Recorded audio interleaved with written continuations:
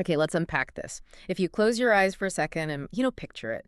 This vast open plain, the winds whipping around you, and then looming up against the sky, these enormous stones, some upright, some laid across the top, forming this perfect, almost impossible circle. It's not just a pile of old rocks, is it?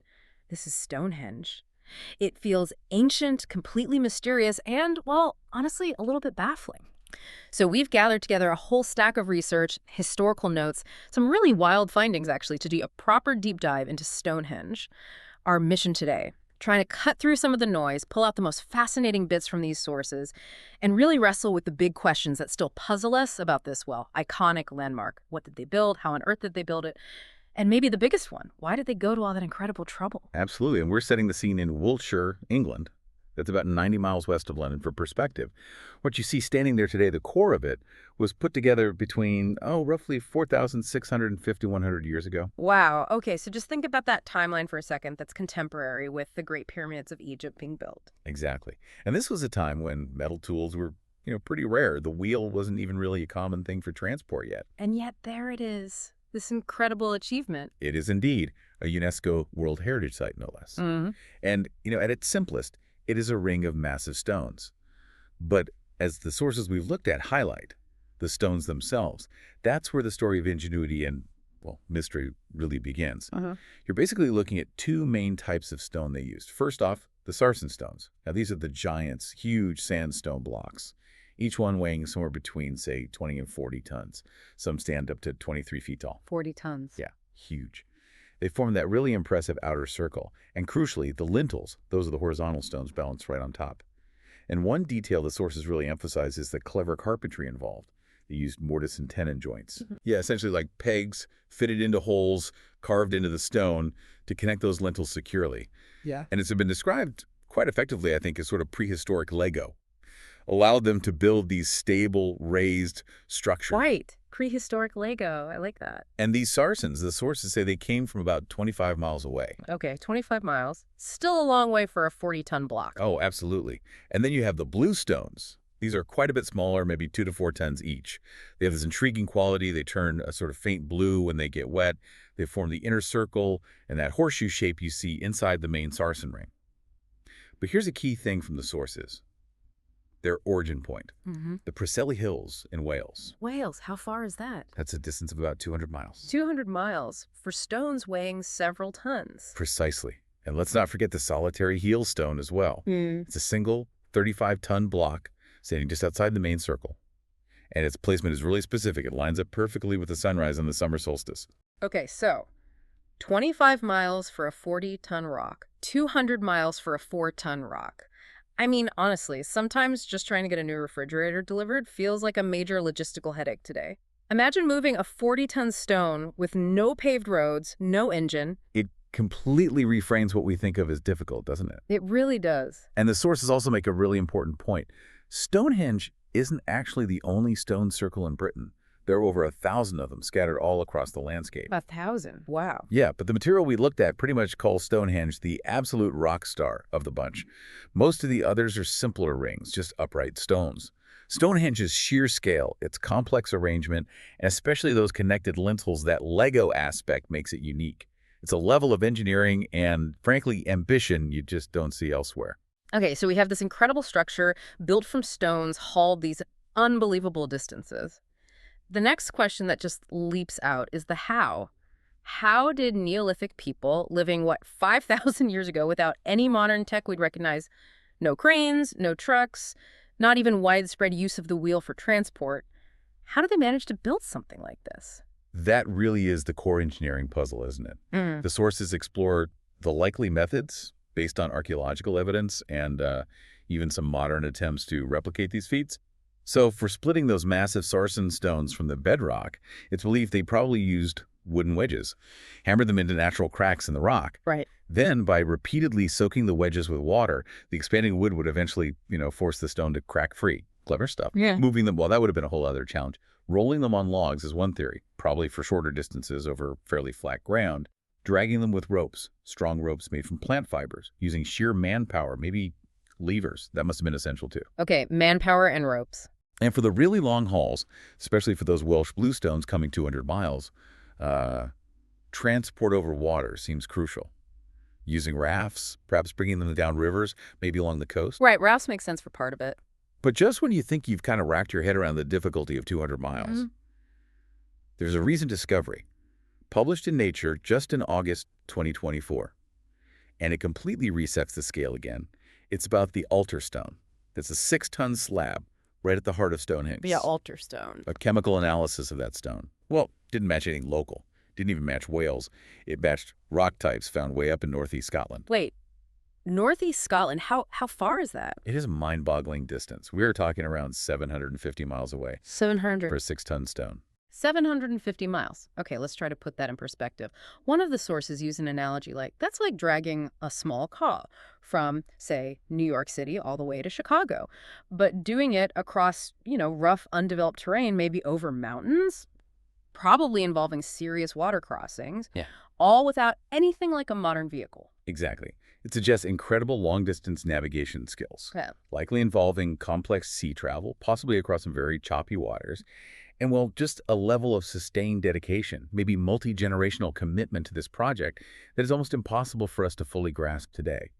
Unlike ancient Egypt, where they had the Nile, that sort of relatively convenient highway for moving stone, Neolithic Britain just offered no such easy route between Scotland and Wiltshire. It paints a picture of these ancient people as just the ultimate, incredibly persistent builders, doesn't it?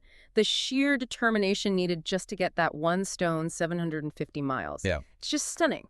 It really is. And the sources also point nearby that the Durrington Wall settlement. It's only about 2 miles from Stonehenge itself. This was a large Neolithic village. It gives us evidence of a settled, organized community. They had early farming, things like growing barley, raising pigs. Okay, so they were organized. Absolutely. That level of social organization would have been essential, really, to coordinate a project on the scale of Stonehenge. But even knowing they were organized farmers, it still doesn't fully explain the how for moving these stones over those staggering distances, especially that altar stone, 750 miles. Okay, so they somehow managed this seemingly impossible feat, quarrying, shaping, transporting these immense stones, sometimes hundreds and hundreds of miles. But the monumental question just hangs there. Why? Why invest generations of labor, risking life and limb, presumably, to build this specific thing in this specific place? What was its purpose? And that's where we get into the really fascinating theories, all drawn from the archaeological evidence and the research in our sources. And let's be clear, we don't have the definitive single answer. Maybe we never will. But the possibilities are compelling. So, theory 1, a giant calendar. There's actually pretty strong evidence pointing towards some kind of astronomical function. Right, the heel stone. Exactly. Okay. As we mentioned, the heel stone lines up precisely with the sunrise on the summer solstice. The outer circle, it's made up of 30 sarsen stones. Some interpretations suggest that relates to days or months.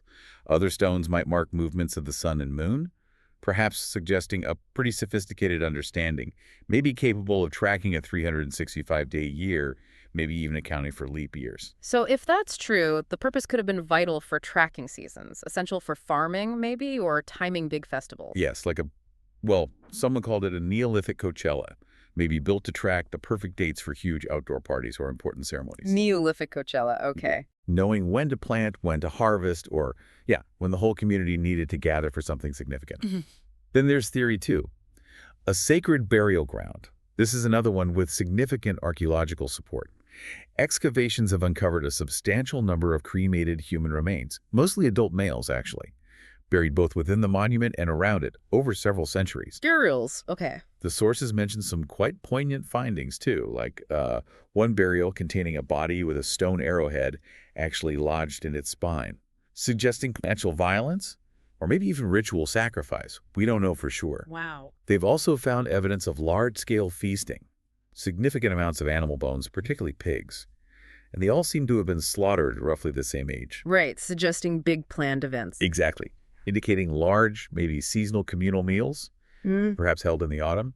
The evidence really suggests Stonehenge became a kind of magnet, drawing people from hundreds of miles away, people traveling to the site, maybe bringing their dead for burial there, bringing their animals for these ritual feasts. A pilgrimage site, maybe? Could be. There's even a very old British legend suggesting the bluestones themselves had healing properties. If people believe that, it can certainly explain why they'd travel so far, seeking cures, and maybe burying those who didn't find one right there. That adds another layer. Then, Theory 3, an acoustic temple. This is a more recent and I think quite intriguing theory.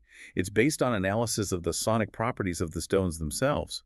Studies suggest the specific types of stone used and their arrangement in that circle could create unusual acoustic effects. Like echoes. Yeah, potentially enhancing echoes, but also amplifying low frequencies, particularly around 10 hertz. Now, that frequency range is fascinating because it corresponds with alpha brainwaves. Alpha waves, like for relaxation or meditation. Exactly, associated with states of deep relaxation or even trance.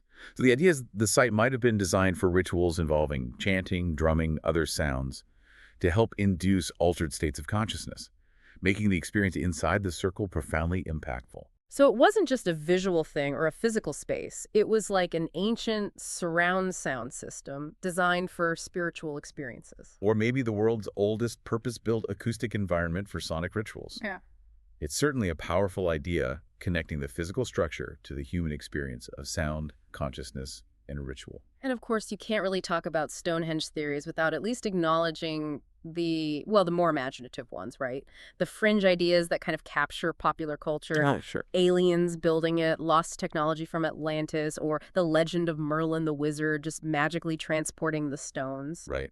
Fun to think about. Definitely fun, but as you say, the archaeological evidence presented in all the sources we looked at, it consistently points towards the incredible ingenuity, the sheer effort, and the capabilities of the Neolithic people themselves, not, aliens or magic. Absolutely. The real magic, the real wonder, it seems to lie in just understanding what these ancient humans were capable of achieving on their own. And understanding Stonehenge properly means looking beyond just that iconic stone circle, right? Considering its place within a wider ancient landscape. Exactly. The sources highlight nearby sites that were clearly part of this bigger complex, this ceremonial center. There's Woodhenge, for instance, a timber circle from a slightly later period showing a similar circular form but using wood, not stone. Durrington Walls, as we mentioned, that large settlement nearby, likely housing the builders or participants in rituals. Okay. And then in 2015, archaeologists found evidence of what's been called a superhenge near Durrington Walls, a massive arc formed by a series of maybe 90 large buried stones or perhaps just pits where stones once stood, stretching over half a kilometer. Superhenge. Yeah, one source playfully called it Stonehenge's bigger, shyer sibling, hidden just beneath the surface. So these sites weren't isolated. They were connected parts of this vast ritual landscape. It wasn't just a single monument then. It was part of an entire ancient complex, a whole system of belief and activity spread out. Precisely. And the history of the site itself doesn't just stop in the Neolithic either. Our sources include some fascinating details about its more recent past, too. Like in the 19th century, apparently locals sometimes took stones from the outer areas to, well, build houses and walls. Really? They just took them? Seems so. And remarkably, as recently as the 1950s, the site was apparently so open that tourists could just freely walk right up to the stones, touch them, or even, unbelievably, chip off pieces as souvenirs. No way. Chip off pieces. Yeah, before proper protective measures were finally put in place.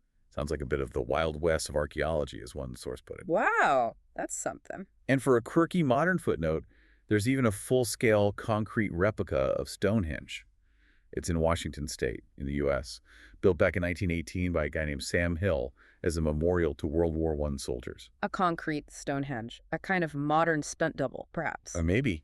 Lacking the ancient weight, of course, but it shows how enduring the influence of the original is. Yeah, those details really underline the site's long and varied history, don't they? How it's gone from this profound, sacred place to something almost exploited before becoming the protected wonder it is today. It shows how deeply it's permeated human culture, even inspiring imitations. Ultimately, Stonehenge stands as far more than just, a collection of ancient rocks. It's a tangible window, albeit a pretty enigmatic one, into a past we are still piecing together. It forces us to confront the incredible, seemingly impossible achievements of those Neolithic builders with only the tools they had available. And that recurring presence of circles throughout Neolithic Britain, Stonehenge, Woodhenge, hundreds of other stone rings, it feels profoundly significant. Suggests maybe a deep connection to cyclical time, or cosmic patterns, or community. The range of potential motivations, as the research suggests, speaks to such fundamental human endeavors, doesn't it? Connecting with the cosmos through celestial events, honoring ancestors of the cycle of life and death, engaging in powerful, maybe consciousness-altering rituals, or maybe, just maybe, gathering for truly epic solstice parties. Right. It is a powerful testament, I think, to fundamental human callister drives our capacity for dreaming big, for engineering feats that seem almost miraculous given the constraints. Mm. And yeah, maybe just a touch of human obsession or shared purpose Mm. that transcends any easy explanation. It really does give you perspective, doesn't it? I mean, the next time you're struggling with assembling something complicated, maybe you're battling with a particularly stubborn piece of furniture from IKEA or something, just take a second, picture those Neolithic people. Imagine them hauling a 40-ton stone over miles and miles of rough terrain. If they could figure out how to build Stonehenge, you can probably handle those instructions. Huh. It's a powerful and humbling reminder, yeah, of human ingenuity and sheer determination in the face of immense challenge.